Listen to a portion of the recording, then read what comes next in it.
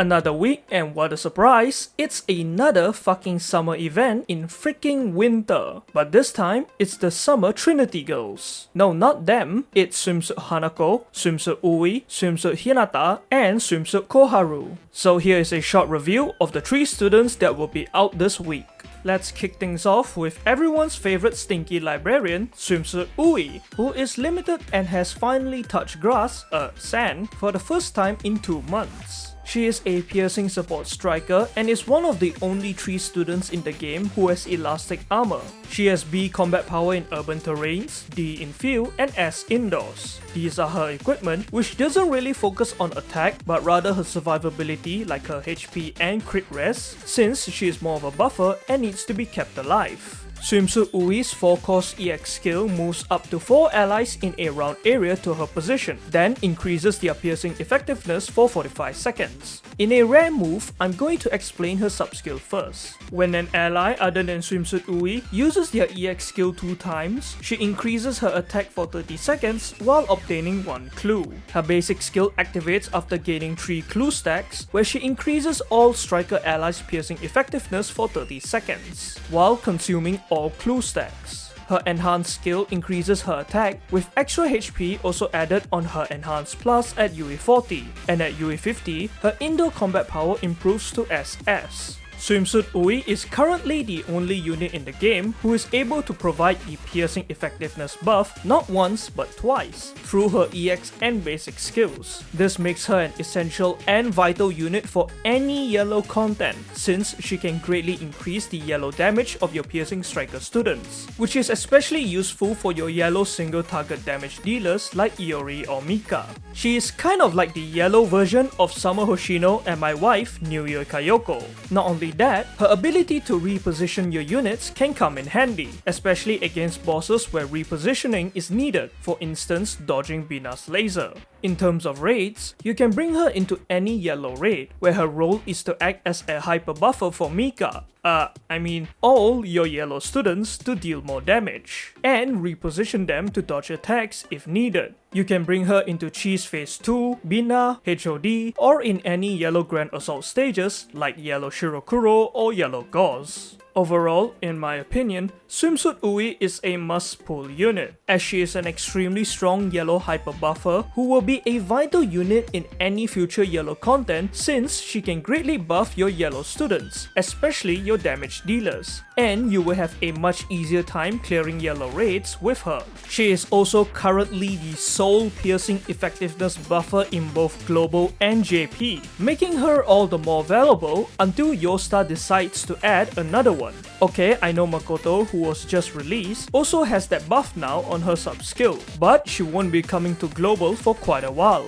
Plus, Swimsuit Ui's buff is higher than Makoto's. Not only that, she is a limited unit, and we are getting free 100 pulls during her banner, so why not pull? If you're still unconvinced for some reason, fine. She looks extra hot and even more breathable in that swimsuit, and imagine how stinky and sweaty she is from being under the sun.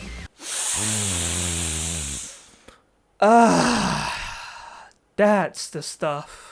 But in all seriousness, while I do believe that Swimsuit Ui is a must-pull, if you don't have enough paroxysms and you're saving up for Swimsuit Hanako, then it would be understandable if you only tried to get her within the free 100 pulls, since Swimsuit Hanako is way more important than Swimsuit Ui, as the former is an absolutely meta unit who is extremely strong and can be used almost anywhere, while the latter is mostly specialized for yellow content. But ultimately, I would still suggest you try to pull for her, either only using the free pulls or going further with your paroxysms.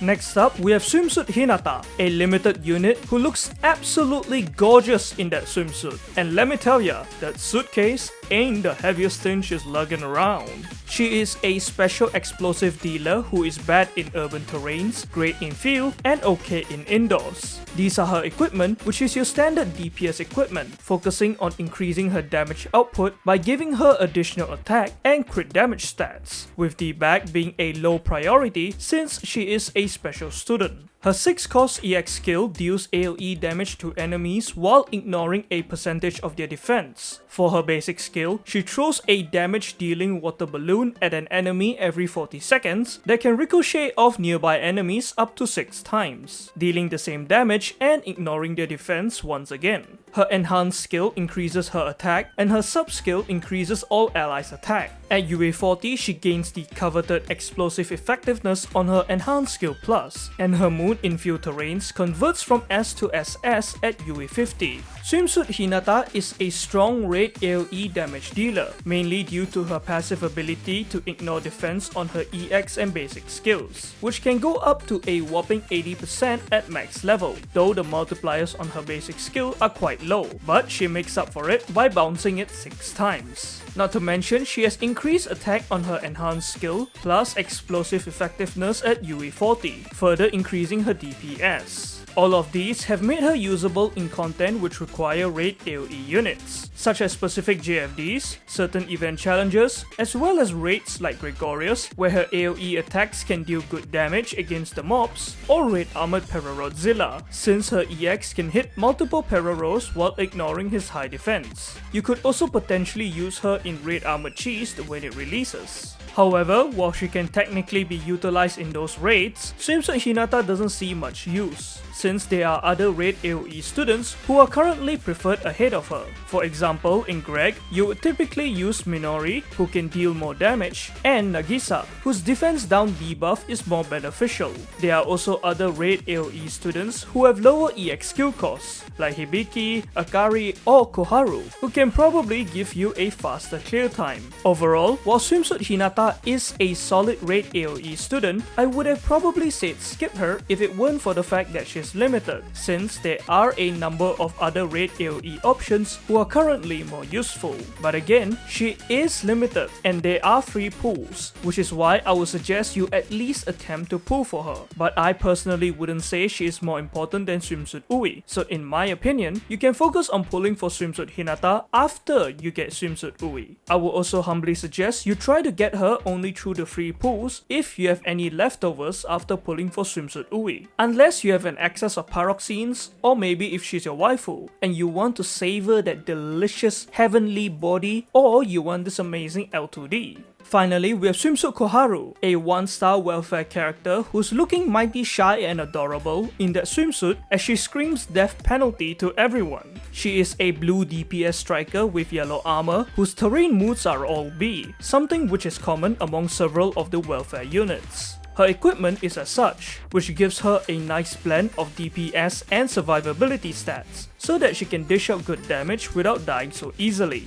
Swimsuit Koharu's 3-cost EX skill deals damage to enemies in a circular area, while her basic skill increases her crit for 25 seconds every 30 seconds. Meanwhile, her enhanced skill further increases her crit, and with her sub-skill, she deals extra attack as additional damage to medium-sized enemies. At UA 40, she gains attack on her enhanced skill plus, and at UA 50, her indoor combat power upgrades from B to A. Unlike her fellow welfare character, New Year Junko, Swimsuit Koharu is actually a pretty good blue AoE damage dealer for a welfare unit, as her EX can deal quite a lot of damage, plus she gains increased crit from her basic and enhanced skills, as well as more attack at UA 40, further increasing her DPS. Not to mention, her EX's circular range is quite large, allowing you to hit more targets easily. This makes her a good pick for any content that requires blue AoE units, again like specific JFDs, or in raids like Godzilla or Gauss Phase 1, or maybe even in grand assaults like Blue Armored Cheese, where the mobs are medium sized and Koharu can deal additional damage against them.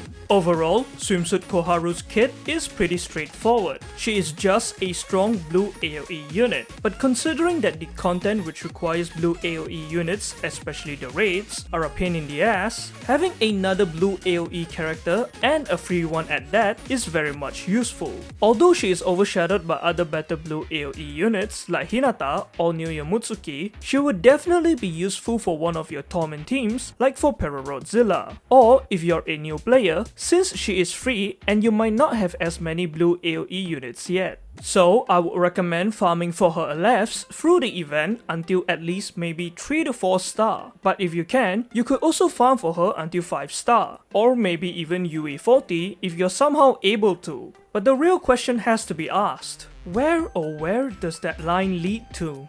And that's all for the review. All in all, I would personally advise you to prioritize Swimsuit Ui's banner first, since she is more valuable in my opinion. After getting her, you can then focus your pulls on Swimsuit Hinata. But I would understand if you choose to prioritize Swimsuit Hinata first, probably because waifu, or if you decide to skip her, maybe because of lack of paroxenes. But it's your paroxenes and your free pulls, so do whatever you want with them. The most important thing is that you use up those free 100 pulls before they expire. Anyways, let me know who you'll be pulling for first, good luck with your pulls, and I'll see y'all in the next one.